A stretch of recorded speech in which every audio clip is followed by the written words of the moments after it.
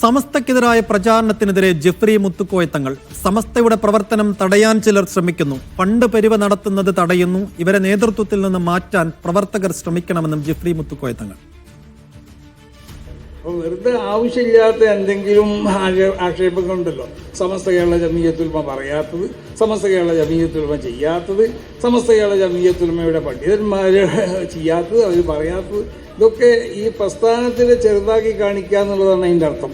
ഇത് അള്ളാഹുവിൻ്റെ ഔലിയാക്കന്മാർ സ്ഥാപിച്ച ഒരു പ്രസ്ഥാനമാണെന്ന് നിങ്ങൾക്ക് വിശ്വാസമുണ്ടോ എന്നതിനെ ചെറുതാക്കി കാണിക്കാൻ വേണ്ടി നിങ്ങൾ നിൽക്കണ്ട. ആരും അതിനു വേണ്ടി മെനക്കെടും വേണ്ട. അങ്ങനെ മെനക്കെട്ട് കഴിഞ്ഞാൽ അത് അവരുടെ ഓരോരുത്തരുടെയും ആരാണോ അതിന് മെനക്കെടുന്നത് അവരുടെ നാശത്തിൻ്റെ തുടക്കമായിരിക്കും എന്നുള്ളത് ഓർമ്മപ്പെടുത്തിയിട്ടുണ്ട്. ഷബീർ ഒമർ, ഷബീർ, ആരെയാണ് തങ്ങൾ ഉന്നം വെക്കുന്നത്? ആരാണ് സമസ്തയുടെ പ്രവർത്തനം തടയാൻ ശ്രമിക്കുന്നത്? ആരാണ് ഫണ്ട് പിരിവ് നടത്തുന്നത്, അല്ലെങ്കിൽ ഫണ്ട് പിരിവ് നടത്തുന്നത് തടയുന്നത്? സൈഫുദ്ദീൻ, സമസ്തയിലെ ഇരുവിഭാഗങ്ങൾ, ലീഗ് അനുകൂല വിഭാഗം, ലീഗ് വിരുദ്ധ വിഭാഗം തമ്മിലുള്ള തർക്കം കഴിഞ്ഞ കുറച്ചു നാളുകളായി പരിഹരിക്കാൻ ശ്രമിക്കുകയാണ് സമസ്ത നേതൃത്വവും ലീഗ് നേതൃത്വവും. ഏറ്റവും ഒടുവിൽ ഒരു 9 അംഗ സമിതിയെ ഈ പ്രശ്നങ്ങൾ പരിഹരിക്കാൻ നിശ്ചയിച്ചിരുന്നു. ഈ സമിതി നിശ്ചയിക്കുന്നതിലേക്ക് നയിച്ചത് സമസ്തയുടെ 100ാം വാർഷിക ആഘോഷങ്ങളുടെ ഭാഗമായി വിവിധ പരിപാടികൾ സമസ്ത കേരള ജമീയത്തുൽ ഉലമ ആസൂത്രണം ചെയ്തിട്ടുണ്ട്, നടപ്പാക്കി വരികയാണ്. അതിന്റെ ഭാഗമായിട്ടുള്ള ഒരു പരിപാടിയിലാണ് ഇപ്പോൾ ജെഫ്രി മുത്തുക്കോയ തങ്ങൾ സംസാരിച്ചത്. എന്തായാലും ഈ ആഘോഷ പരിപാടികളുമായി ബന്ധപ്പെട്ട് 25 കോടി രൂപ ഫണ്ട് പിരിവ് ലക്ഷ്യമിട്ടിരുന്നു സമസ്ത കേരള ജമീയത്തുൽ ഉലമ.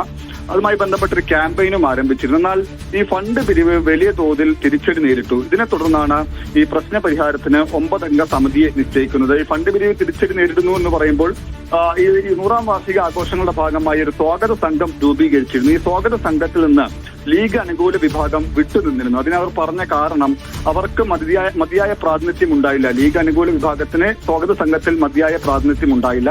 തുടർന്നാണ് അവർ ഇതിൽ നിന്ന് വിട്ടുനിന്നത്. ഇത് വലിയ തോതിൽ ഫണ്ട് പിരിവിനെയും ബാധിച്ചിരുന്നു. തുടർന്നാണ് ഈ പ്രശ്ന പരിഹാരത്തിന് ഒരു 9 അംഗ സമിതിയെ നിശ്ചയിച്ചത്. ആ സമിതിയുടെ പ്രവർത്തനം നടന്നു വരികയാണ്. ഇതുമായി ബന്ധപ്പെട്ട് സമസ്ത അധ്യക്ഷൻ ജെഫ്രി മുത്തുക്കോയ തങ്ങളുടെ ഒരു പ്രതികരണം ഉണ്ടാകുന്നത്. അദ്ദേഹം പറയുന്നത് ഈ ഫണ്ട് പിരിവ് ചിലർ തടസ്സം വരുത്തുന്നു എന്നുള്ളതാണ്. അത് നേരത്തെയും ഇത്തരത്തിലുള്ള ആക്ഷേപങ്ങൾ ഉണ്ടായിരുന്നു. അതുമായി ബന്ധപ്പെട്ട പ്രശ്നങ്ങൾ പരിഹരിക്കാനാണ് സമസ്ത ലീഗ് നേതൃത്വം ചർച്ച നടത്തിയത്. അദ്ദേഹം കൃത്യമായി തന്നെ ഇക്കാര്യം ചൂണ്ടിക്കാണിക്കുകയാണ്. ഫണ്ട് പിരിവ് നടത്തുന്നത് ചിലർ തടയുന്നു. ഒപ്പം തന്നെ ഇവരെ നേതൃത്വത്തിൽ നിന്ന് മാറ്റാൻ പ്രവർത്തകർ ശ്രമിക്കണം. അനാവശ്യമായ ആക്ഷേപങ്ങൾ സമസ്തക്കെതിരെ ഉന്നയിക്കരുത് എന്നുകൂടി അദ്ദേഹം പറയുന്നുണ്ട്. അപ്പോൾ നിരന്തരം സമസ്ത നേതൃത്വത്തിനെതിരെ വലിയ തരത്തിലുള്ള ആക്ഷേപം വരുന്നു എന്നുകൂടിയാണ് ജെഫ്രി മുത്തുക്കോയ തങ്ങൾ പറഞ്ഞു വെക്കുന്നത്.